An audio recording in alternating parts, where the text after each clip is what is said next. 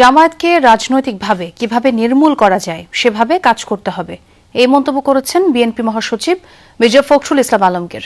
বলেন, নির্বাচনে ব্যর্থ হয়ে দেশকে অস্থিতিশীল করার চেষ্টা করছে বিরোধী শক্তি।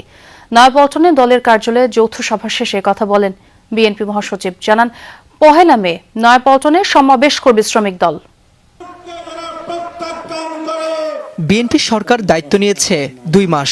এরই মধ্যে সংসদে এবং বাইরে সভা সমাবেশে সরকারের কড়া সমালোচনা করছে জামায়াতের নেতৃত্বাধীন 11 দলের জোট। আর জুলাইয়ের সাথে যারা বেঈমানি করবে তাদেরকে ছাড় দিয়ে কথা বলা হবে না। কয়েকটি শিক্ষা প্রতিষ্ঠানেও ছাত্রদল ও শিবিরের কর্মী সমর্থকদের সঙ্গে উত্তেজনা বা বিরোধ দেখা দিচ্ছে। জুলাইয়ের 2 পক্ষ শক্তির নেতারা কেউ কাউকে ছাড় দিচ্ছেন না মৌখিক আক্রমণে। নির্বাচন নিয়ে জামায়াত আমিরের বক্তব্যের কঠোর সমালোচনা করলেন বিএনপি মহাসচিব। শনিবার তিনি বলেন, নির্বাচনের আগে থেকেই রাজনৈতিক স্থিতিশীলতা নষ্ট করছে বিরোধী দল। যে জামায়াত ইসলামের আমির তিনি বলছেন যে বিএনপি ইঞ্জিনিয়ারিং করে ক্ষমতায় এসেছে।